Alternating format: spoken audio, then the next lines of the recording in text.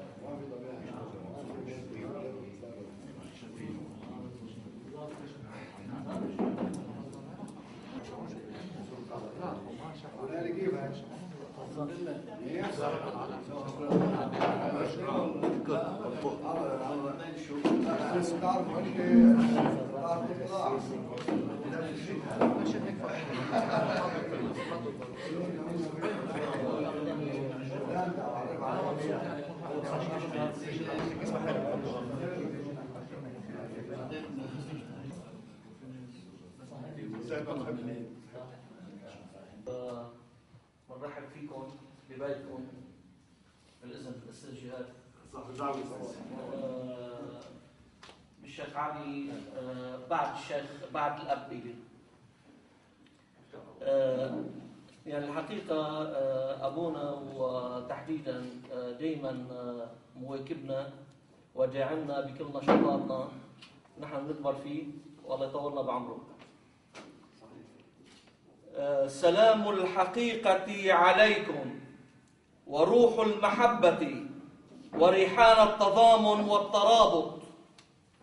منذ البدء كان العقل جوهرا روحانيا فاعلا يضبط نظام هذا الكون ويخضعه لقوانينه السببية. ومنذ البدء كان النفس جوهرا روحانيا منفعلا يخرج ما هو موجود بالعقل بالقوة إلى الوجود بالفعل. ومنذ البدء كان الكلمة سفيرا بين العقل والنفس يجسد إرادة العقل ومشيئة النفس. الكلمة التي تنطق تسمى فكرا وتتجسد فتسمى عملا، وتصل الكلمة إلى مجد عظمتها عندما تتجسد لحما ودما إنسانيا على أرض الواقع الاجتماعي، لأن الإنسان لا يمكن تصوره إلا كائنا اجتماعيا يفعل بالآخرين وينفعل بهم، يرى وجوده على مرايا الآخرين ويرى الآخرون وجودهم على مرآة ذاته. إذ كان للوجود غاية يسعى إليها فلا بد من كينونة عقل كلي شامل ينظم هذا الوجود على أسس منطقية متماسكة تجعل النتائج تتبع مقدماتها والأسباب تتبع أسبابها. إذ كان للوجود غاية في الإنسان هو جوهر هذا الوجود وغايته ومحجته البيضاء لأجله جسدا وعقلا ولدت الدول من المجتمعات وولدت المؤسسات من الدول لتطوير عقله بنيت المدارس والجامعات وألفت الكتب وتأسست المكتبات. هاي بتعجبوا الأستاذ حكمت. والنوادي والجمعيات. إننا ما نطمح إليه أن نبني مجتمعا جديدا يكون غابة أشجار مثمرة تعطي الأدباء والشعراء والمبدعين والبنائين إنسانا جديدا فارسا من فرسان الكلمة. أيها الإخوة اجعلوها كلمة تجمع ولا تفرق كما يحاول الرئيس ولي جنبلاط. كلمة تضامن وترابط تحت مظلة الخير العام. اجعلوه مجتمعا يسوده الوعي والحرية والعطاء والمحبة، مجتمع البناء المرصوص، مجتمع الكفاية والعدل الذي طالب به الشهيد القائد كمال الله. آن الأوان لكي يخرجوا مثقفو هذا الوطن من التقليد إلى التجديد، إلى الخلق والإبداع، مع حق الاحتفاظ بمواجهة التيار الجارف لعاداتنا وتقاليدنا، حيث تبعثرت مفردات المحبة وسادت قلة النخوة. إنني أدعو كل الشباب المتعلم خصوصاً طلاب الجامعات للانخراط معنا وبصفوف المجتمع المدني ولجانه، وإدخال دم جديد للاستفادة من الاختصاصات والعلوم، وتطوير جمعياتنا لكي تنتقل إلى مستقبل أفضل وأنجح. فالإنسان لم يكتسب هويته الإنسانية إلا بالعقل، ولم يصبح العقل فعالاً إلا بالحرية. العقل والحرية وجهان لحقيقة واحدة. قد تكتسب الهوية الحضارية هوية العقلاء والأحرار في هذا الجبل الذي نريد لفعالياته أن يعملوا لتغذية بذور العقل والحرية. لقد عملنا في جمعية الإنماء الاقتصادي على عدة جوانب إنمائية، فكانت نشاطاتنا متنوعة ومتمحورة في عدة أنشطتنا. فإذا في مجال خليك مرتاح الشاب. فهيدا بيان بيحمل نشاطات الجمعية مشان تكونوا على صورة بما أسسته الجمعية أو قام في خلال هذا العام اللي هو عام 2013. بنلتقي بهاللقاء هيدا تحديدا في مكتب استاذ جهاد. عفوا، بشرفنا هاللقاء هيدا مع الناشط السياسي والناشط الاجتماعي الاستاذ جهاد ذبيان، اللي لعب دور كثير كبير على مستوى العمل الاجتماعي خاصة، وكان رئيس بلدية مزرعة الشوف، وبنشاطه اللامعهود واللي بذله كانت إحدى أكبر وأهم البلديات في منطقة الشوف هي بلدة مزرعة الشوف، وكانت الساعي الأولى نحو التلاقي اللي نحن اليوم عم نكمله مع أبونا ومع المشايخ ومع الشباب الطيبة. فكانت أول مشروع مصالحة بعد مصالحة اللي اشتغل عليها وليد بي بال2002، كان مشروع استضافة المطران صاحب الغبطة، المطران راعي، البطريرك الراعي. فمن هالمنطلق هيدا نجح بإيلاء أهمية للملمة شمل الضيعة مع إخواننا المسيحيين وإخواننا الدروز في مزرعة الشوف، واشتغل على تنظيم وتطوير التفاصيل الثانية، واللي كان أحد أبرز نشاطاته فيها إنه يجيب فرع للمعاينة الميكانيكية، واللي ممكن قريبا يشهد لها يمكن مش بمزرعة الشوف، بغريفي يمكن قريبا.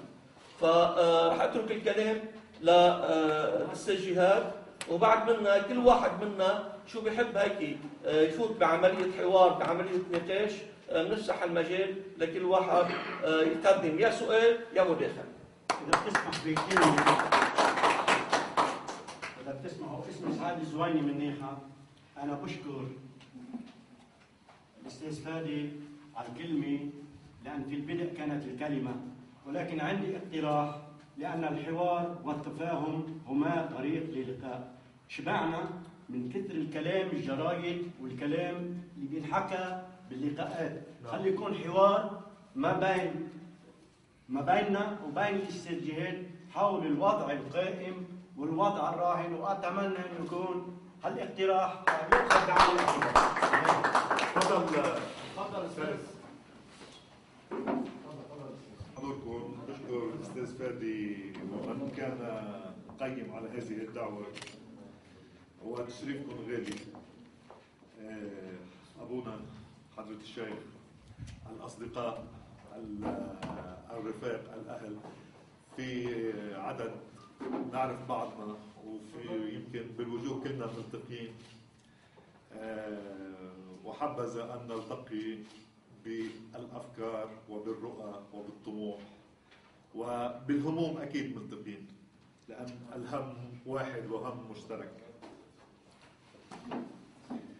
يا هلا عيب شو تفضل نعم شيخ بسام حطوا لك كرسي. كان عند رغبة خينا سعيدي الكلام جيد، والكلام صياغته ونزوله في النفس وتأثيره عليها جيد، ولكن مثل ما تفضلت يا سيدي العمل على تنفيذ الأفكار والرؤى والسعي إليها وإلى تحقيقها هو قد يكون فادي بمنزلة قد تكون أهم من الكلام، ولكن البدء طبعا الكلمة، البدء فكرة، البدء طموح، ومن ثم السعي والجهد وإلى ما هنالك. أنا أؤمن بأن من شاور الناس شاركها في عقولها، ومن حاور الناس وتداول معها في شؤونها وشجونها شاركها في همومها. نحن أكيد لدينا هم مشترك وهم واحد، ألا وهو هم المستقبل. وما هو هذا المستقبل؟ قد يكون مستقبل قاتم، قد يكون معتم، قد يكون هناك مطبات، ولكن ما نطمح إليه لهذا المستقبل نطمح أن يكون مستقبل مزهر مشرق، مستقبل نؤمن ونؤمن عليه لمستقبل أجيالنا. لقمة العيش هي هم لكل فرد منا. فرص العمل هي هم لكل شبابنا. الاستشفاء هو هم لكل بيت من بيوتنا. العلم هم لكل رب عائلة يرغب في وصول أولاده إلى ما يطمح إليه. الشيخوخة، ضمان الشيخوخة، ما حدا منا إلا ما بيفكر بآخرته. شو هيك شيخ علي؟ وهذه الآخرة، لأن بالمقولة الصحيحة لكل شيء نهاية، وقد قبل ما يصل الإنسان إلى نهاية قد يصل إلى مراحل متتالية من مرض وغيره وغيره. همنا إنه إذا وصلنا لهالمرحلة هاي الطبابة، الضمان، يعني كلها أمور نحكي فيها بين بعضنا وما نوصل إلى مرحلة متقدمة بتحقيقها. لدينا مجلس نيابي، مجلس تشريعي. أنا عند وعيتي ما لقيت من ممثلين هذا الشعب، وحبذا أن نصبح شعب أبونا. نحن جمهور ممثلين هذا الجمهور اللي هو نحن، ما عم بيقوموا بواجباتهم تجاه من أولاهم هذا التمثيل. يا هل ترى طموح أن نعيش بالكرامة؟ هذا حق ليس طموح. يا هل ترى طموح أن تؤمن الوظائف للشباب بشكل عادل بدون وساطة؟ هذا عدل ليس طموح. يا هل ترى طموح المريض يلاقي العلاج اللازم بالمستشفيات بدون ذل ومذلة، هذا عدل ليس طموح. وحدث ما شئت من كل هذه الأمور الإنسانية. ويقول المعلم أخي فادي: الإنسان هو غاية. معلم شهيد كمان جنضاط: الإنسان هو غاية وكل شيء وسيلة مكرسة لهذه الغاية. يا ريت عم نعمل لهذه الغاية وما عم نترك وسيلة من جهد، من عمل، من تحقيق أفكار ومبادئ للرفعة وللرقي بهذه الغاية ألا وهو الإنسان. باختصار حتى ما طول أخي سعيد، أنا أؤمن إيمان مطلق بالإنسانية، بالإنسان حيث كان هذا الإنسان، بوجع الإنسان حيث كان هذا الإنسان. ليس للوجع طائفة ولا دين، وليس للجوع طائفة ولا دين، وليس للاستغلال طائفة ولا دين، واسمحوا لي أقول وليس للمستغلين طائفة ولا دين. ما عندهم دين أكيد المستغلين. عذرا إذا كنت هيك عم بحكي كلام، بس عم بحكي كلام نابع عن شيء عاصف بداخلي. أنا أتمنى اللقاءات أن تكون متتالية، نتمنى أن نعرف بعضنا أكثر، أن نعرف توجهات بعضنا أكثر ورؤى وأفكار بعضنا أكثر. وعذرا إذا كان في نوع من الإطالة أو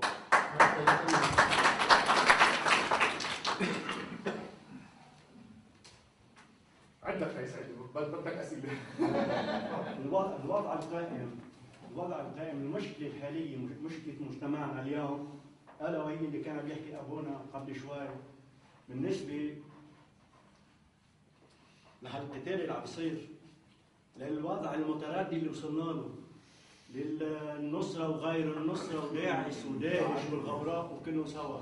اليوم نحن بمجتمعنا هلا شو هي الفكرة الحلول اللي بدها تنطرح، الحلول البديلة لتمشي على أرض الواقع، لنمشيها على أرض الواقع.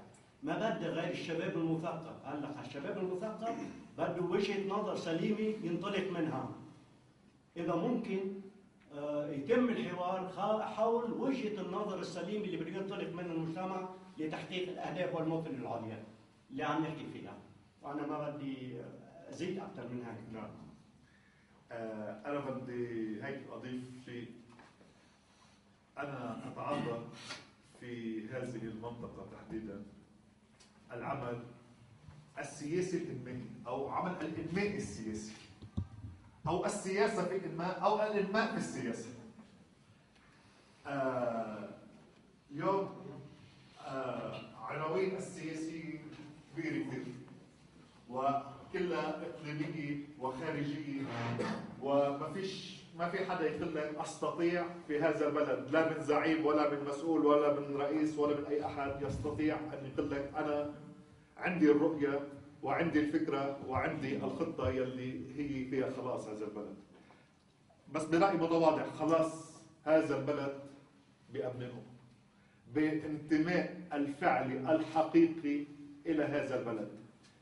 نحن علينا أن ننتمي إلى المؤسسات، علينا أن ننتمي إلى هذه الدولة بكل كينونتها. كينونة الإنسان في دولته، رفعة الإنسان في دولته. طبعا هذه الدولة العادلة الحاضنة القوية القادرة يلي ما بتفرق بين ابن ست وابن جارية. التفرقة بمستوى الناس يلي عم بيصير اليوم، كنا بنعرف هناك مفارقات عجيبة غريبة. العدالة والمساواة هي عنوان. قوة المواطن العادل، قوة المواطن يلي ينتمي إلى الطبقة العادية يلي نحن منها، وإن شاء الله يخلونا نضلنا طبقة عادية ما نصيرش أقل من عادية، وسوف نصبح كذلك. قوتنا بدولتنا. إذا انتمينا إلى لبنان، إلى مؤسسات لبنان، إلى الجيش اللبناني، الجيش مش ننتمي إلى الجيش نتعسكر بالجيش، ولكن هذه المؤسسة الوحيدة يلي هي باقية ضمانة لهذا المواطن العادي. هي غطاء لهذا البلد ولهذا المواطن العادي الفقير.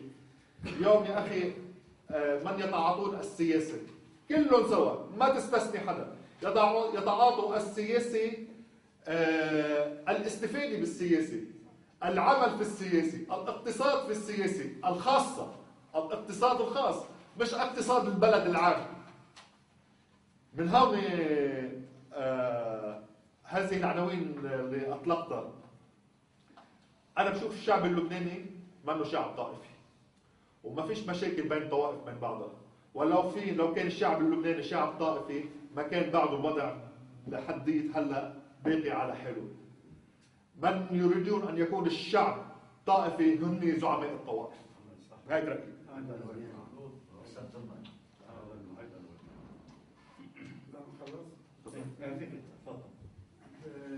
بدنا نغير هالشعب كل المؤسسات بنبتدي بالقضاء غير بشكل الزور ما بيحكموا، الامن غير بالواسطه ما بيشتغلوا، الادارات الرسميه منها تنظيم او منظمه تبع التنظيم المدني بسموها، غير بالتزوير ما بيشتغلوا. هلا بطريقنا من 3/4 ساعه احد موظفي شركه الماء عم بيقول هالسنه 290,000 المي، ومي ما في 96 296 يعني مش 300، نص الحد الادنى للاجور، ومي ما في. لمين الشكوى؟ لا في مؤسسات، لا في دوله، لا في حشوش. شو العمل يعني؟ تنقل بالانتخاب، الانتخاب مكرس، ما في انتخبنا او ما انتخبنا. ان شاء الله هنا يكمن بيت الداء. هون بيت الداء. إذا أردت التغيير يجب أن تغير، يجب أن تغير بفكرك بتصرفك لتصل إلى التغيير. إذا ما ضليتك تمارس نفس الشيء اللي عم تمارسه هلا رح تلاقي النتيجة نفسها. صح الكلام؟ لا يغير الله في نفسه زي ما عم يغير في نفسه. هي هيك التجربة يعني.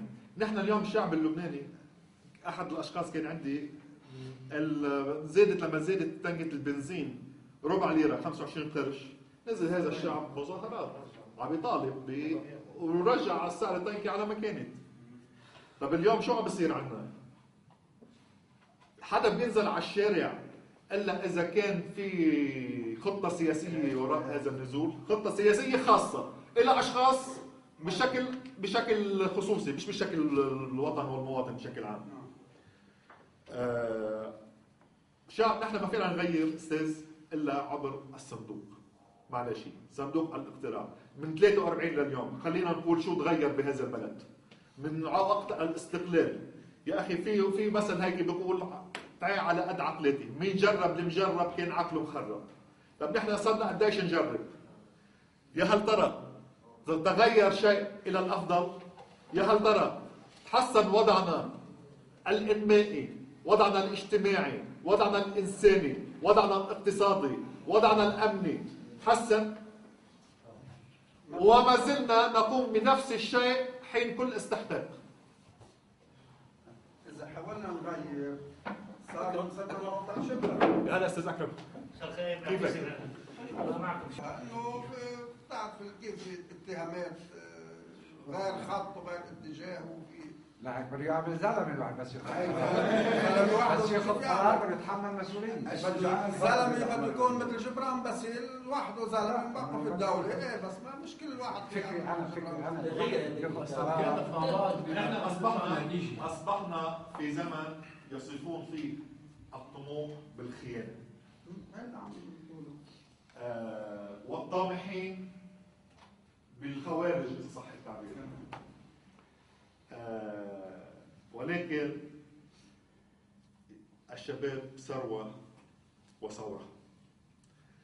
إذا استطعنا أن نخرج من ذاتنا ومن أنانيتنا إلى آفاق الوطن ورحابه، إلى آفاق الدولة، إلى رحاب مؤسسات الدولة يلي هي وعليها واجب مثل ما المواطن عليه حقوق وواجبات، هي عليها حقوق وواجبات. إذا هذه الفكرة على طول بتراودنا، لا حول لنا ولا قوة، أصبحت من عاداتنا وتقاليدنا وتراثنا، لا حول لنا ولا قوة. لا يا عمي ليش لا حول لنا ولا قوة؟ هذه المقولة عند القضاء والقدر. إنسان لا يستطيع عمل شيء، ولكن بالحياة الطبيعية أنت تستطيع أن تخطط إلى الغد وتنفذ ما قد خططت له. بس هذه عقدة الخوف، لا تستطيع أن تفعل شيئا ما دامت عقدة الخوف موجودة عندك.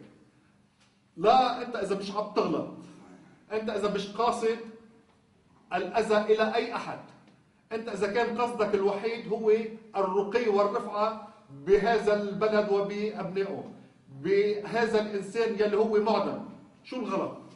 شو العيب؟ شو الخيانة؟ بس هذا الخوف زرع في داخلنا، بطلنا نقدر نحرر حالنا من هذا الخوف. إذا تحررنا من الخوف نستطيع أن نحرر ذاتنا ونحرر الأجيال القادمة من هذا الارتهان.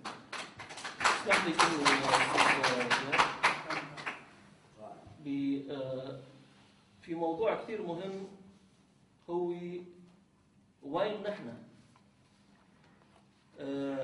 بمرحلة السبعينات تواجد الاتحاد العمالي للنقابات، وتواجدت المؤسسات التعليمية، الحركة التعليمية والتربوية، وخاضت نشاطات مهمة جدا قدرت من خلالها تمسك الشعب اللبناني ويتماسك بإطار مؤسسات. حتى نحن مثلا على صعيد الجبل هوني اليوم ما عادش في نقابة اسمها نقابة مزارعي الأشجار المثمرة.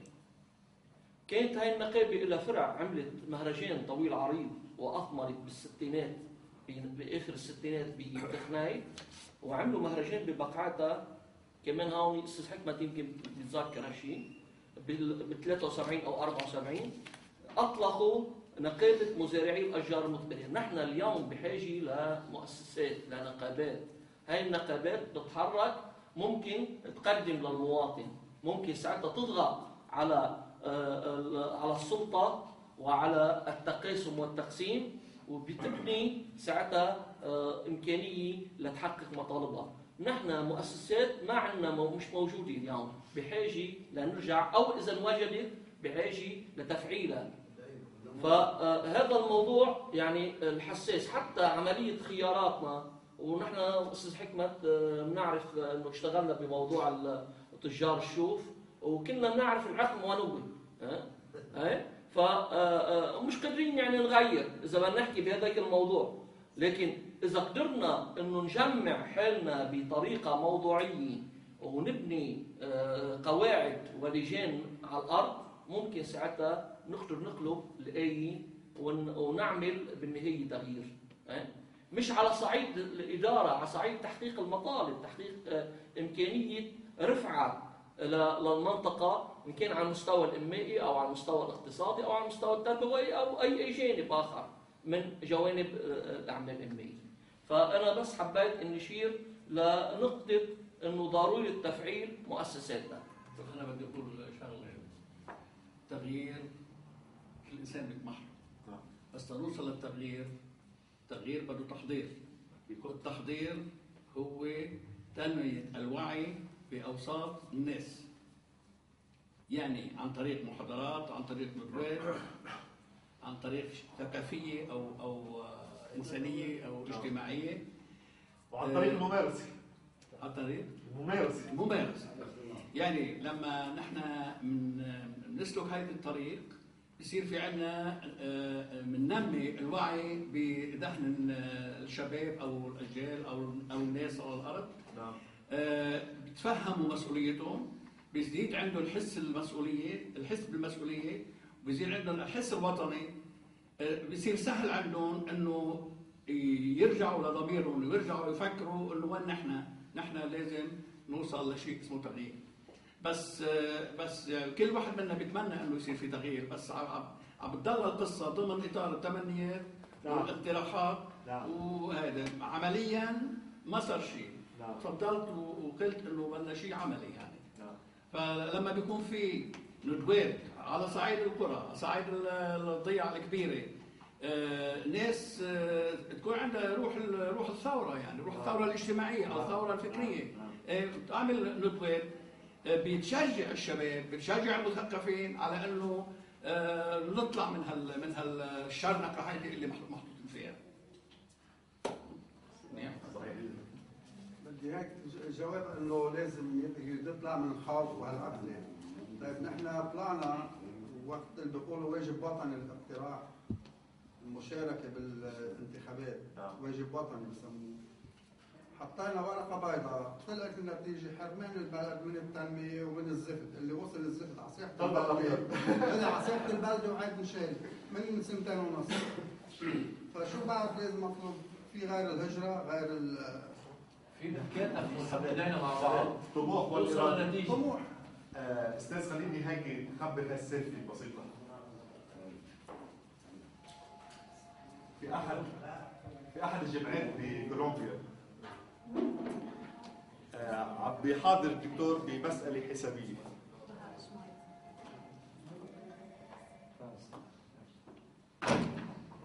الاستاذ بمساله حسابيه وعطى حلها، وعطى مثل انه هناك مسائل بالحساب غير قابله للحل، ما بتنحل.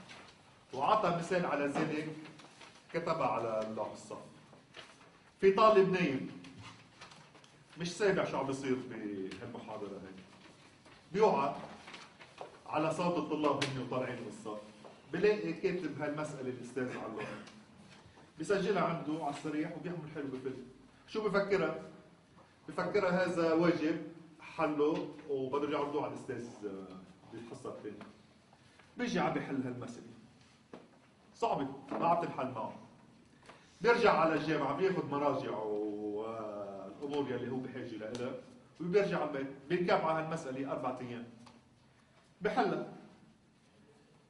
بحصه حساب بعد وقت فتره من نفس الوقت ما بيطلب الدكتور حل المساله.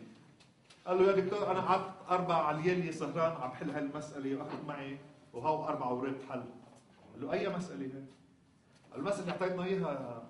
قال له هيدي منا واجب تحلوها، هي مساله ما بتنحل. قال له انا حليتها. طلع بعدها لهلا الاوراق هذا الطالب يلي كان نايم عم تدرس بالجامعه وحل مساله يعجز يعني اي عالم بالحساب على حلها وحلها. وهون رب نومة نافعة، ولكن خلينا نكون واليقظة هي المقياس. ان شاء الله خير. عفوا استاذ. انا بقول انه في شغله اساسيه بالتربيه، بتربيتنا يمكن كلياتنا ما نعود اولادنا، وحتى من عمره 3 سنين و4 سنين شي مره يقف بوجهنا ويقول لا. البرمجه مش بالتربيه. صراحه البرمجه. نعم. البرمجه مش التربيه. بالبرمجه مثل ما بدك، بس المهم انه ما مأولين يعني حتى اولادنا عن جد يعني نعتبر نحن جريمه اذا شي مره وقفوا بوجهنا وقالوا لا.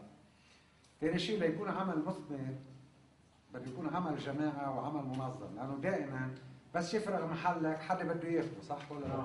بس لما تكون معبي مكانك بالجمعيات بالانديه متواجد مع الناس بهمومها باشغالها بالمزارعين العمال المعلمين، يعني موجود دائما متواجد، عبيت محلك ما عادش حدا بيقدر ياخذ هذا المكان يعني وثبت وجودك.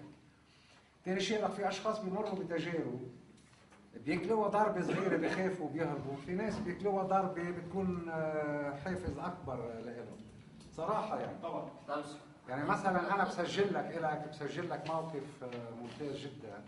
يعني انت او متى ما جيت راعي على المزرعه كعمل وطني وكعوده لحمه اعظم من هيك شو بدك يعني. هلا يمكن انت او دفعت ثمنها او ترجع تدفع ثمنها، بس انت كنت جريء وصمت ووقفت. انا طلبت بقصه ميكانيك، هذا شيء جديد يعني عن جد انا بسجل لك اياه يعني. وصلنا له استاذ. واذا وصلنا له بيكون عمل عن جد، بيكون عمل كثير مهم. هلا بالمزرعه بعمبيل بغريفه بكذا نحن ضايعه وحده ما رح بس انا بدي اركز على شغله، ثاني شيء حتى بتربيتنا، غير انه مش معودين لا ابننا ولا خاينا ولا حدا يقف شي مره يقول لا، مش هيك؟ كمان بتربيتنا الاجتماعيه يا خيي، تربيتنا الاجتماعيه، نحن هذا بتشوف الشعب مره نزل بمظاهره، بنروح بالدم بقطع النظر عن مين يعني، روح ودمه للواحد بتكون لوطن وبتكونش لانسان اصلا، اذا بدنا نحكي علم ومنطق مضبوط ولا لا؟ اذا في شيء بتربيتنا بده اعاده نظر، هلا اي جماعه بقطع النظر عن اتجاهها السياسي او تفكيرها بدها تتواجد على الساحه، بدها تملا اي فراغ وبدها تكون دائما مستعده ودائما عم تطرح قضايا ودائما عم تطرح معالجات لها، ساعتها ما حدا بيقدر يتجاهلها، مزبوط ولا لا؟ بس نحن كلنا تاركين فراغ، الفراغ هذا من مكان بيعبي، مزبوط ولا لا؟ بعدين مهما كانت يعني الواحد اول مره وثاني وثالث ورابعه، بس من يلاقي انه صار في مجموعه ناضجه ومخلصه وعم تشتغل جد، ما عادش حابب يقول لك لا بده يصغي لك، مين ما كان بده يصغي لك، بس تثبت وجودك على الساحه باكثر من مجال وباكثر من ميدان، صرت رقم صعب، ما في حدا الا ما مضطر انه يصغي لك، مضبوط ولا لا؟ يعني هذه نتيجه تفاعل ونتيجه يعني انا بعطيك مثلا نحن بالجمعيه في كثير اشياء مش دورنا، صراحه مش دورنا. هذا الدور اذا بدك تكون صريح، هذا الدور لازم يتعبى، في كثير تنظيمات لازم تعبيه. نحن يمكن من اخلاصنا ويمكن حاسين عنا وقت، مش هيك؟ عم نحاول نعبي هالفراغ مع انه مش شغلتنا، مزبوط ولا لا؟ فكلنا بحاجه لأننا نتنظم وكلنا بحاجه لأننا نوعى، وعلى الاقل يا خيي خلينا ناخذ بالحد الادنى يكون الواحد اداه ضغط، يعني حدا قاعد قبالك يحترمك، يعني ما يعتبرك انه رقم ماشي الحال اوكي، لا مش رقم. يعني ما بيمنع تكون مخلص وانت رقم صعب، ما بيمنع نهائيا. ما انك عم تطالب بامور فيها نوع من الشخصنيه. لا مش شخصنيه، لا عم تطالب بمواضيع تعني المجتمع، مش شخصنيه ابدا. كيف بيكون عفوا كيف بيكون التغيير؟ فرد لوحده ما في يغير، مزبوط ولا لا؟ فرد اذا كان في حوله مجموعه كبيره وعن قناعه وعن ايمان وعن امور حسيه غير قابله للجدل ومنطقيه وواقعيه، هالعنصر صار 500 و600 عنصر، مش هيك؟ صار بشكل اداه ضغط، صار بينسمع صوته، مزبوط؟ هذا اللي بدنا نركز عليه. نعم، للاسف استاذ عدلان وانت عالم منا واخبر، تعودنا على الركود، تعودنا على الخمول. معلش، الكرامه لا تتجزأ، الكرامه كرامه حيث تكون وحيث توجد كرامه، ما فيش كرامه هون وكرامه هون. الكرامه لا تتجزأ، بلقمه العيش لا تتجزأ، بكل الحقوق والواجبات لا تتجزأ. انت ليش بدك تكون افضل مني؟ لانك عندك واسطه اكثر مني او لانك مدعوم اكثر مني، لا تتجزأ. كرامتنا هي كرامه اذا انسان باي مكان نهان، معلش اذا كان عندك كرامه وكان عندك انسانيه تشعر انك انت قد اهنت. نحن اليوم من يعني بنقول حاله عن ظهري بسيطه، بعدني عم لاقي لقمه العيش وبعدني قادر احط ابني بمدرسه رسميه وماشي حالي. طب واخر بكره شو؟ بكره شو؟ عفوا كلمه صغيره. بمجتمعنا رد على كلمتك، كان في عندنا كلمه مصطلح صار اجتماعي، كلمه يستفلوا. هيدي هاليستفلوا لازم تنشال. هاي كلمه يستفلوا لازم تنشال. الكرامه لا تتجازى. كلمه يستفلوا هيدا اساس المشكله عندنا. انحالت عن ظهري بسيطه وما دخلني، هذا هو سبب الاساس. انا مثلا اسمي سعادي لانه بيي كان بالحزب القومي وانا دخلت بالحزب القومي، بدي ضلني حد بالحزب القومي، بياخذ منه حسناته للحزب القومي، بياخذ منه فصل الدين عن الدوله، الغاء الحواجز بين مختلف الطوائف، ما بياخذ السياسه اللي عم بيتبعوها هذيك. مثلا حضرتك انت بلشت هلا هسه كلمه المعلم، على راسي كمال جنبلاط، بس اين اصبحنا من كلمات المعلم في عصرنا هذا؟ وين نحن؟ هاي بدي كله رددها انا ماني ضد، بس بعباره انا ماني ضد، انا عم بحكي الحقيقه. على السماء من الارض. بعباره بسيطه يقول المعلم: على التقدم والاشتراك ان يتحلى بالشخصيه التقدميه والاشتراكيه. لا تستطيع أن تكون تقدمي واشتراكي وأنت أرستقراطي أو أنت برجوازي أو أنت ما أنت، لا تستطيع. التقدمي يجب أن يتحلى بشخصية تقدمية واشتراكية.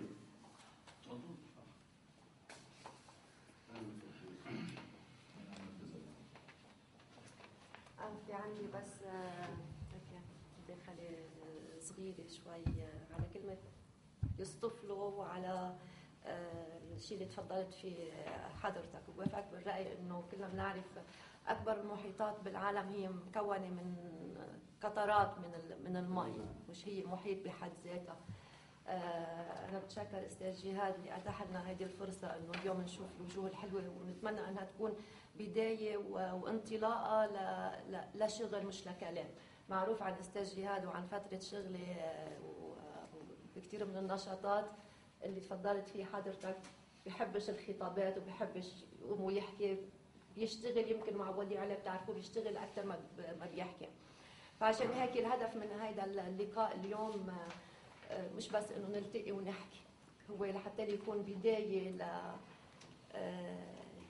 لخلق حركه فعلا نحن بحاجه لنا، يعني كواعيين وناضجين او كان كشباب اللي بنلاقيه انه كلمه يصطفلوا، لانه صرنا معودين على الاستسلام. يعني عندنا طاقات هائله من الشباب ببلدنا، ما بقى في هيدا الحماس انه هو اللي المفروض يغير. الشباب هو الطاقه، هو يلي بيخلق حياه، هو يلي بده يقلب الواقع. مع الاسف اليأس يلي وصلونا له السياسيين انه فكره التغيير صارت شيء مستحيل، وبيستشهد بالقصه اللي حكاها استاذ جهاد انه ما في شيء مستحيل اذا واحد فعلا بده. قديش نحن مسؤولين كاهل لا ما بعرف إعادة توعية أو توجيه إنه كل ولد من أولادنا لا هو فعال بالمجتمع. التغيير مسؤولية على كل واحد، ما في حدا يقول إنه أنا ما خصني أو مش حدا حيغير شيء. وأنا هون بشهد صراحة وبكل صدق بكثير أشياء لأستاذ جهاد، يمكن لو بده يسمع للأصوات السلبية اللي تقول له ما حتقدر تغير شيء، مش حيخلوك توصل لهذا المشروع اللي عم تشتغلوا منه، مثلا الميكانيك. أوكي أنا لا حأوصل وحجيب ميكانيك على الشوف، وفعلا لحد هلا في قرار انه قرار رسمي انه حيكون في مركز معين. عفوا لو تتذكر مجالس الطلبه كانت اكثر اداه ضغط موجوده بالجامعات وبالمدارس وبالكذا. من 10 15 سنه انت سمعت فيها؟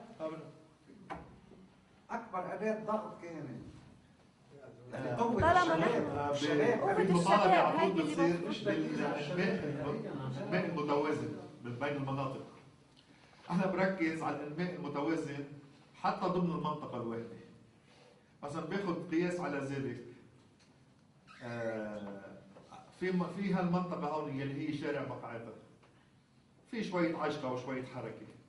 طيب تبعد شوي صوب عترين عن بال غريفه. السلام عليكم. قديش تبعد عن بعضها؟ طيب هاي الانماء المتوازن ضمن المنطقه الواحده.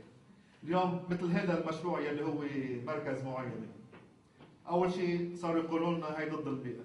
عم قلنا لهم انتم نحن بنعرف شو هي المشاريع ضد البيئه. هاي المشروع ضد البيئه، ما بخليش بيئه فقيره بصدق.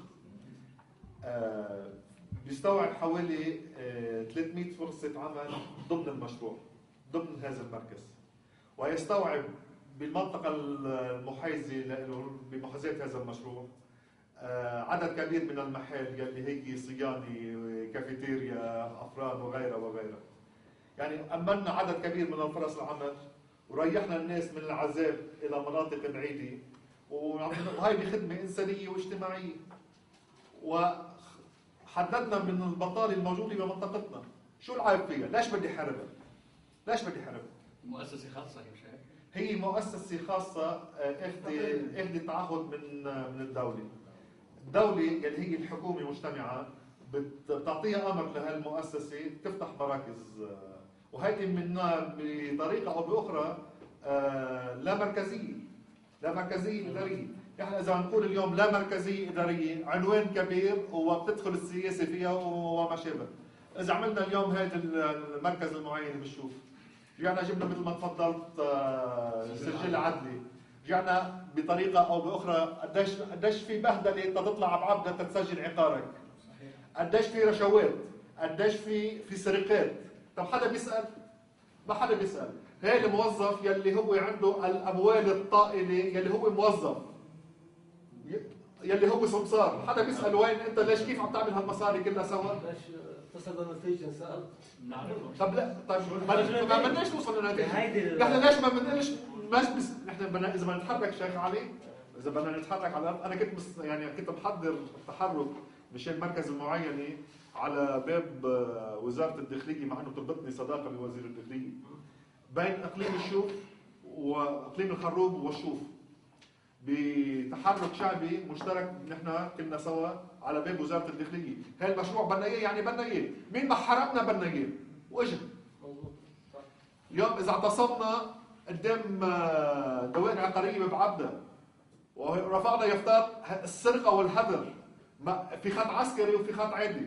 خط عسكري بدك تدفع فيه المتر بيعرف يمكن استاذي، بدك تدفع $500 تيمشي ملفك تاخده ثاني يوم، واذا ما فيش $200 بالملف يلي هو خط عالي ما بيمشي. بدك 500 يوم لياخذ ملفك. دفعنا ملايين وبروح انا صاحب العلاقه ممنوع، غير محط سمسار ممنوع. طب يا استاذ انا انسان واصل، انا انسان قادر مسؤول بهالدوله، وبحكي وبلبط اجري بالارض وبضرب ايدي على الطاوله وبعمل ما بينعمل. ليش ما بجيب سيره هذا المركز؟ لمين؟ لما بفتح له ملفه. ليش ما بطلعش على الاعلام بقول في سرقه يا وزاره الماليه في سرقه؟ لا لا انا مشارك. جعلنا لكلمة حضرتك انه بده يكون قصة انه كلنا نكون كلمة، طبعا بدنا نكون اللقاء يكون مثمر. مثل ما بيقول الشاعر: إذا الشعب يوما أراد الحياة فلا بد أن تجيب القلم. نحن مش ضد حدا، نحن بدنا نعيش. نعم 100% طبعا بالضبط اكيد. فيعني انا المهم شغله اليوم الوظيفه انا بدي اتوظف وبدأت تقل كرامتي، لا كرامتي قبل وظيفتي. المهم الانسان يعيش بكرامه قبل كل شيء. انا بس في عندي بس شغله انه مثل ما عم نحكي انه لازم نفعل مؤسساتنا.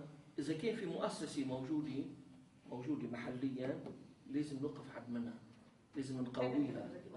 يعني معلش اذا كان في عندنا رياضي راح على كريت وحقق نصر لازم نوقف حد منه. واذا كان في عندنا طفل اشتغل بقصه كتب قصه لازم نوقع له اياها ونوزع له اياها. واذا كان في عندنا موسيقي راقي جدا لازم نوقف حد منه. انا برايي انه في كثير امور نقدر نتعاون فيها مع بعضنا تنحقق فيها ذاتنا. بدون هالتعاون هذا انا بتقديري رح نضلنا محل خبط محل. انا بس كنت يعني بدي اعقب على كلام حضرتك انه الوعي للمشكله اساسا هو بدء حل، ولكن الخطابات الرنانه والانتقاد وهون في مشكله وهون في مشكله هذا شغله كثير عظيم مهم. بس نحن بجواتنا كل واحد منا كل فرد منا عنده ثوره، عنده تمرد، بده يعمل انتفاضه. بس فعليا يعني اثبتت تجربتي الشخصيه انه فرد لوحده ليجي يبلش لوحده بده يعني كنت حضرتك عم تسال انه ليش ما بوقف وليش ما بنادي وليش ما بيجي بفتح ملف هذا الشخص. فرد لوحده ولا ممكن يكون فعال. نحن بحاجه بس خليني بس وصل. انا زعيم، انا مسؤول، انا كلمتي مسموعه. ليش ما بفتح الملف؟ انا ما عم بحكي عن جهاز الدين او عن اي شخص، عم بحكي عن انسان واصل وقادر.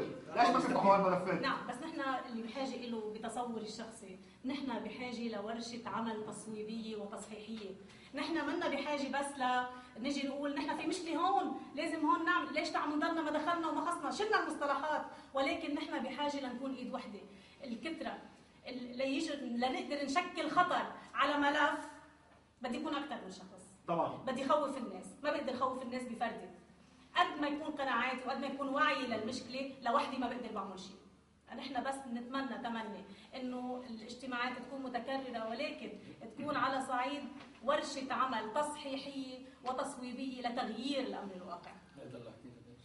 يعني انا بتامل انه اول شيء هذا اللقاء هيك لقاء اهلي ومنه محاضرات ولا كلمات رنانه. والكلام اللي قاله خينا فادي كلام يدل على الانسانيه، عن الرقي، عن التطلعات وعن الاطلاع. ولكن بمجمل هذه الفحوى انه نحن عم نحكي مع بعضنا من الذات الى الذات ومن القلب الى القلب. يعني بقى هذه شبه ورشه، ويلي هيك اذا كان في اي فكره واي خطه مفروض انه نتكاتف ونتعاضد عليها ونمشي فيها. يعني اقتراحي مجدي يعني. طبعا مجدي. لا.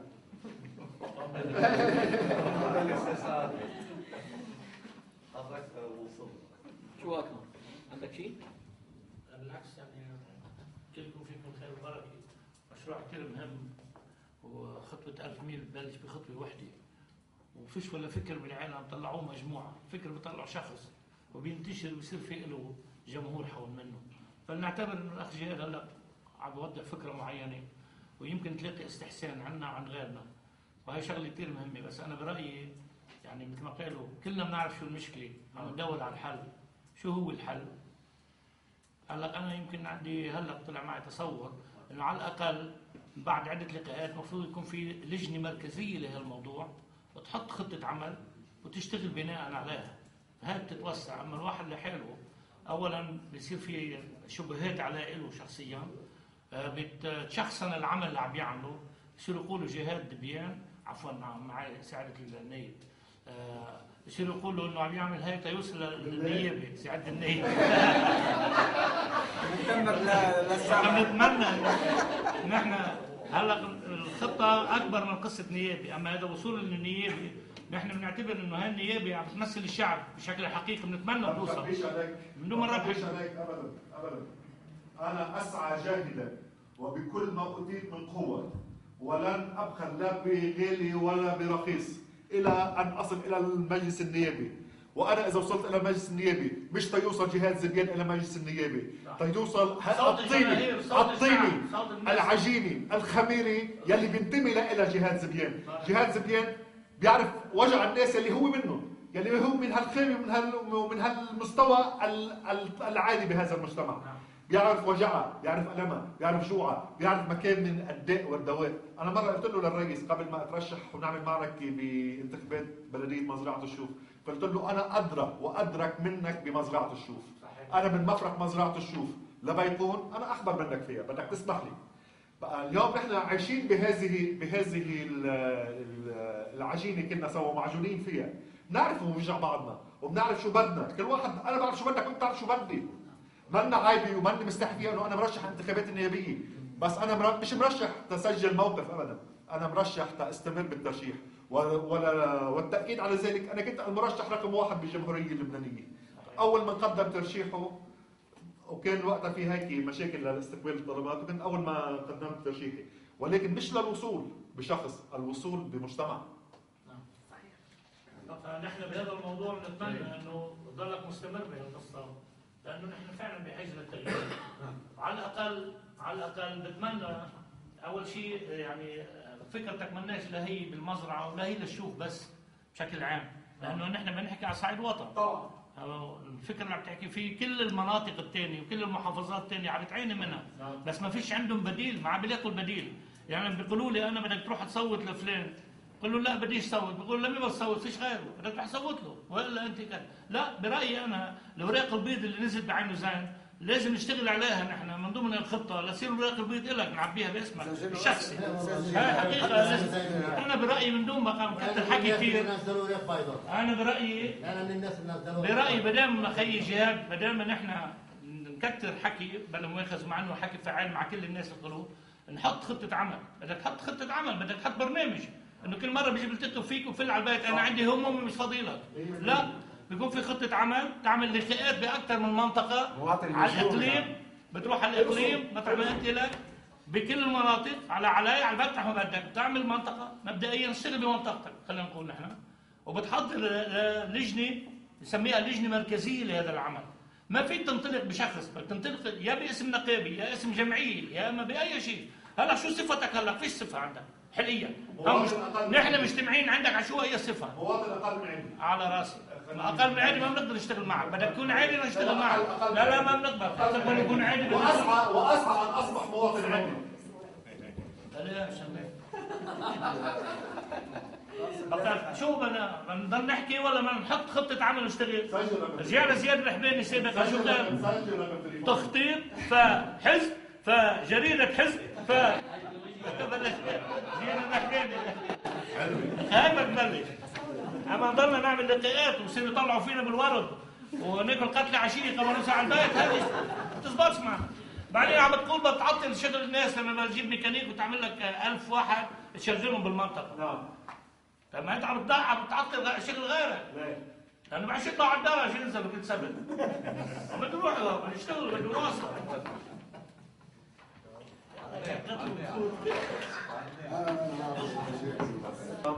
شيء بدك تعطيه كل شيء فيعطيك شيء. نحن ما فينا كل اللي عم نطالب فيه نوصل له، ولكن بالسعي وبالإرادة وبالعمل المشترك وبالخطة. طبعا يجب أن يكون هناك خطة. ما راح نضلنا قاعدين مكاننا، ولن نصبح مياه راكدة نتنة، لن نصبح.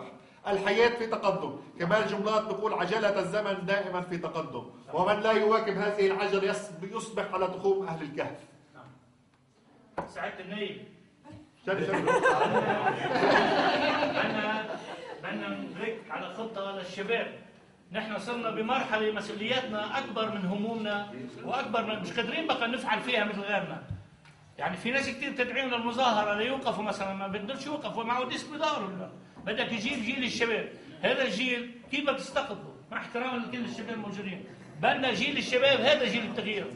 نحن خلص الخير والبركه، بدنا عاد حماس الشباب. عاد مش عم نقول لا. صحيح. الشباب بحاجه لحكمتكم. صحيح. انا بس اسمحوا لي استاذ جهاد واستاذ فادي، بدي معلوش انا المحاوره، بس بدي استفز حدا من الطاقات الشبابيه اللي بعرفها فعاله هون بالشوف. كلنا الان هذا لانه صوتنا يعني لما حكي حدا خاصه هو هزنا كاننا يعني هزينا. الشجعان فقط اللي ينزل على المحيط، وانت شجاع ونحن كلنا معك في سبيل الحق. المحيط ما هيك بس ينزل هاي بسننا. خلينا نقول في سبيل انسان افضل. هو خلينا في سبيل انسان افضل. والانسان بدون حق. لانه نحن صراحه صرنا فتره زمنيه طويله عند الانتخابات وبمراحل وبالعمل حتى ما بنحس انه نحن عم نتمتع بكامل كرامتنا الانسانيه، فخلينا نكون نحو انسان افضل. يمكن قبل ما تتفضل جينا عم نحكي بالكرامه التي لا تتجزأ. ابونا في شيء بتحب هيك شيء له؟ مستمع. الشكر لحضرتك والشباب معك والاستاذ جهاد، وان شاء الله جهادك يوصل للحقيقه والمبتغى كل انسان يلي تفضلت وسمعنا اخوتنا هون تتحقق. حضرتك قلت انه منحدث يا لليوم الغاير، يا هل ترى بوصولك ووصول امثالك رح نقدر نغير؟ بس علامة استفهام. نعم. ما بعرف إذا ما رحنا انتخبنا نهار الانتخاب بالورقة سواء بيضاء ولا الليستا ممنوع نشطب، بيجي خيك بيجي الخوري بيجي الشيخ بدنا نروح. بكفر نبرق سجلوا موقف، خاصة بعتذر أقول المسيحية تحرك ساعتها على أثار وليد بيك 700 صوت يلي كانوا ما تجاوبوا معه. التغيير دائما نحن عم نسعى له، وان شاء الله نحن يا استاذ جهاد بجهادك المستمر توصل للندوه النيابيه وتحقق طموح الشعب اللبناني، لانه حضرته قال انه بتضلكش لمنطقتك ولجبلك ومنطقه الشو بيصير ممثل الامه اللبنانيه. ان شاء الله نحن بنسعى وبنصلي وبنطلب لحتى يوصلوا مثل افضالك لحتى نقدر نغير.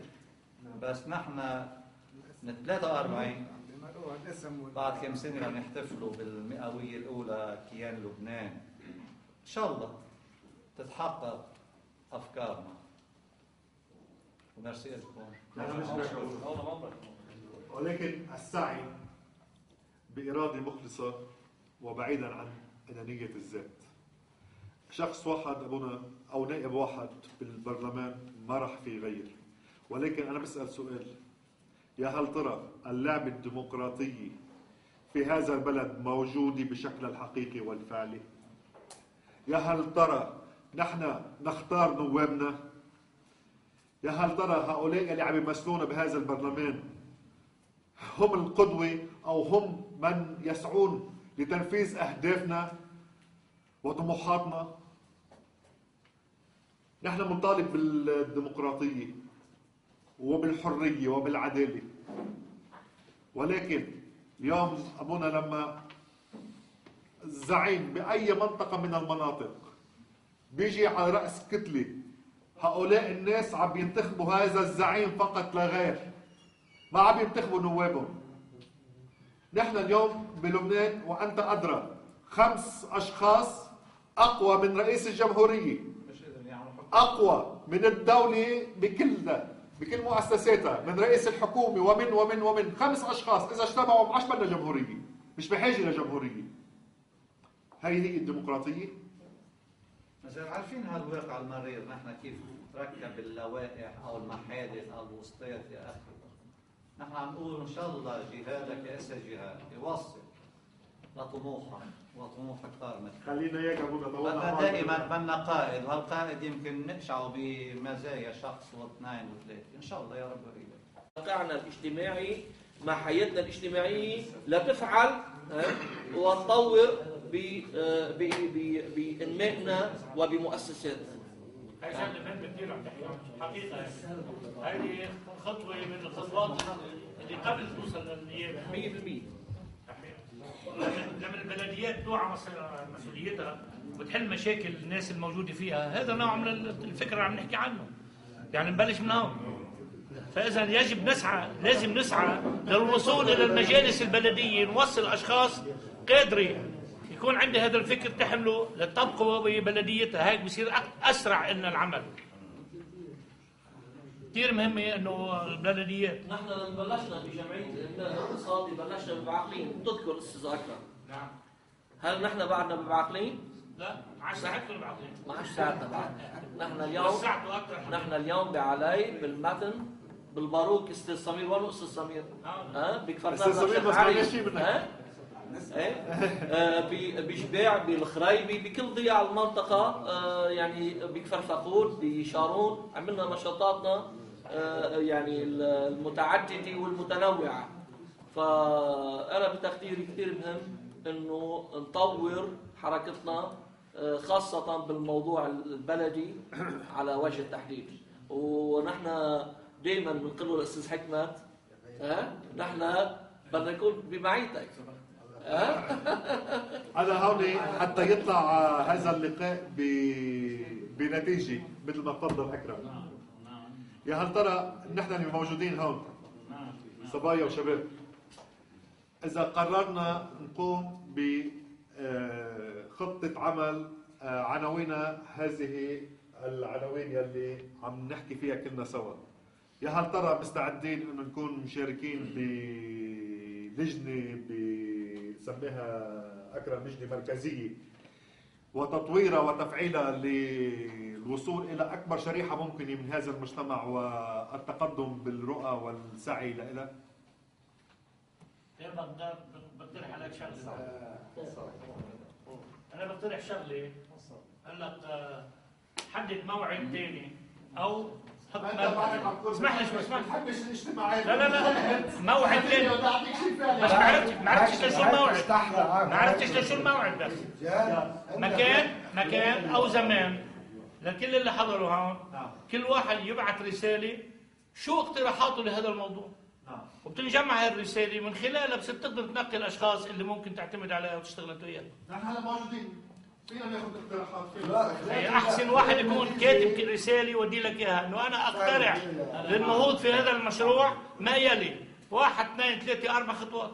تجتمع هذه ساعتها وبتشوف أنت مين متجاوب معك ومين عنده الأفكار اللي عم يطرحها، بتجتمع. هاي بتكون هي اللجنة المركزية لحالها، بتكون عينة حالها. عمول نتيجة والسبب موجود. بس يعني خلينا نكون يعني استاذ اكرم عم يطرح انه كل واحد يعمل رساله تقرير اذا بدنا نحكي عن شو تصوره للمرحله المقبله، وبناء على بيتم اللقاء فيه وانت بتحدد مين هي اللجنه ساعتها الممكن تكمل. طبعا اكيد اكيد اكيد اكيد. انا بس سؤالي سوري، فراس من الشباب الناشطين بالمجتمع المدني، واليوم كثير من الشباب موجودين بالطرقات ببيروت في تحركات على مدى 3 ايام، من شان هيك ما قدروا كانوا معنا اليوم. بالدقيقه؟ لا شيء عم يتغزلوا بالنواب او شيء والقانون الانتخابي، فمعتصمين بالطرقات لنهار الاحد بتصور. فشغلكم انتم عم بيكون كشباب بنشوف بالمجتمع المدني او كاتحاد شباب ديمقراطي او كانتماءات ثانيه لنوادي لجمعيات وهيك، عم بيكون دائما عم بيصب ببيروت في مشاكل مثلا هون بتواجه الشباب الشوف بنشاطات لتفعيل دورهم ضمن منطقتهم بالاول قبل ما ينطلقوا على مناطق ثانيه. اول شيء اسمي فراس الاشقر، طالب جامعي، مش نشط اجتماعي، بس انه الشغل مع كل حدا او باي محل كان ببيروت كان بسايبر كان هون في مطالب في حقوق للناس لازم تدخل بغض النظر اذا الحقوق السياسيه ولا الاجتماعيه ولا المطلبيه ولا الطلابيه. المشكله اللي عندنا بالشروق بالذات بنصب كل جهدنا وتركيزنا على بيروت لانه مثل ما قال الاستاذ جهاد بتحل المشكله بتحلها بمحل في مركزيه قرار ومركزيه اداره، بالشوق في مركزيه. الشغله الثانيه هي بسبب تخلل الشوق، اهل الشوق، بعتذر على التعبير، الشباب بشكل خاص اللي منهم اعطوهم المسؤوليه تبعنا انه هالشباب والثوره وهن لازم ينفذوا. لا، تصور شباب مش وظيفتهم ينفذوا. يعني كل الطروحات بتصير على انه الشباب هن التغيير. الشباب ما فيهم يكونوا التغيير لازمه اللي نحن عملناها. ما فيهم الشباب ينزلوا على الشوارع يغيروا طرق سياسيه حاكمه نحن جبنا لهم اياها. نحن ركبنا لهم اياها وحكمناهم فيها. مع انه بيجربوا. يعني خذنا كثير تجارب، خذنا قصه النظام الطائفي اللي تركت مخابرات الجيش والدرك والامن والمعلومات والامن الخاص تبع الزعامات بكل المناطق، كل اشغالها وامن زعامات تروح تشتغل ورانا لنا، قرينا تليفوناتنا وبيوتنا واتصالاتنا وانتماءاتنا ومنا صار عميل ومنا صار كلنا خاضعين للموضوع وبنعرفه. بنشوف خدنا تجربه، الشيء الغريب اللي هسه انا شايفه بسببه عم شوف كثير ناس بنفس المبدا وبنفس التفكير وبنفس المنطق، انه بس عملنا اعتصام ادوار بعدين مع شوفيريه البنات بالشوف وقت اللي غلي تنك البنزين وريا الحسن عملت اتفاقيه اخر نص ساعه مع اتحاد العمالي وظبطتها. شوفيريه البنات بالشوف ما اعتصموا معنا، يعني كانوا لعصوا علينا بدوار بعلين. فهالشباب بيشتغلوا بالشوف اللي هن ابناء الشوف، بس اذا بيشتغلوا ببيروت ما حدا في يلومهم، ما حدا في يوجههم ملامه نهائيا. في اليوم هلا بهاللحظه انا اللي بعرفهم فوق 22 و23 شاب، في منهم من مزرعه من ضيع بالزيت، بقول لهم لسه قدام مجلس نيابي معتصمين تحت من اجل اقرار انتخابي نسبي ووصلوا انه رصد النواب معهم. بس المشكله الوحيده هي انه ما بقى نحط الملام على الشباب، الشباب صح من الثوره العصب النابض بالمجتمع، بس انه ما فينا نحن نكون المفكرين ومن المنفذين. لا يعني هالمعادله ما بقى تزبط. هاو طلاب جامعات خريجين عصرهم غير العصر اللي مر فيه قبلهم. بس هيك. شكرا شكرا. يعني على كل فكره ينبنى عليها وبنحاول انه نسعى بهيك بكل افاقنا وتطلعاتنا الى تنفيذها على الارض. هلا صار معنا ارقام تليفوناتنا يمكن كلنا سوا. انا بريد في هيك في ثورة الشباب وحكمة الشيوخ. تفضل هيك. استاذ جهاد عرفت بجمعية الصداقة اللبنانية اللي كان الشيخ علي رئيس جمعيتنا سابقا. انت بتعرف حضرتك كتبت لنا ما بيت هون للجمعية فترة طويلة، وفي نخبة شباب كثير بجمعية الصداقة وبتشتغل وبتحب التغيير. مدام شيخ علي رئيس اكيد كلنا نخبه. سابقا شيخ علي سابقا كلنا يعني. بقى هالشباب نخبة الشباب فاتوا على جمعية الصداقة لهدف واحد، في تغيير، في نشاط، في عمل اجتماعي، بدهم يعملوا شيء، بدهم يطلعوا من الحنجر اللي هن محاصرين فيه. للأسف بعض الله يسامح بعض أشخاص بجمعية الصداقة ما كانوا عم يشتغلوا معنا صح. كان الجهد الأول للشيخ علي إنه في الجمعية، هالشباب بعدها موجودة، حابة حضرتك بس تدعي لك نحن مدعين للشباب بالإذن من الشيخ علي. عالي يلا سلم. يلا اتكلنا على الله. الإصرار في السعي، يعني مش لازم بلمحة هواء لا تضعجنا ولا تخلينا نغير عن ما نسعى له. معنا شيء أخطأنا بنرجع بنصوب، فشلنا بنرجع بننجح، ما في شيء بيجي بالسهل. منا طالبين شيء، أنا جهاد زبيان ماني طالب شيء لإلي، بس إذا مرشح على انتخابات برلمانية القصد والهدف هو التغيير من أجل الأفضل، التغيير من أجل المواطن العادي، السعي إلى رفعة هذا المواطن العادي الفقير. بدناش لا ولاد ست ولا ولاد جارية، بدنا العدالة والمساواة لا أكثر ولا أقل. نحن بنشكركم يا عمي وما بنخزوناش، اعذروا هيك لكنتنا الجبلية الحادة.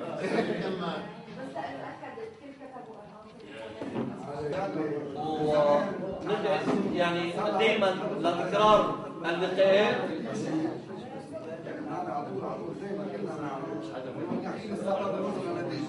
لا بنعمل نتيجة، بنخلق لها سبب، يصطبر السبب يجي معه. خلينا نعمل نتيجة. ما تعملوا أسباب لتوصلوا لنتيجة. عملوا نتيجة بعدين هو السبب رح يجي لوحده. خلينا نعمل نتيجة.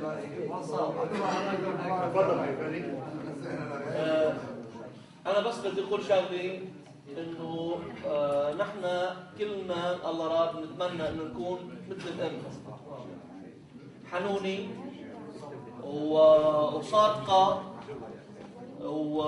وغنية ومتعاطفة، فإن شاء الله إنه نكون كلنا تحت جناحاتها. شكرا. نحن بنشكركم، شكرا.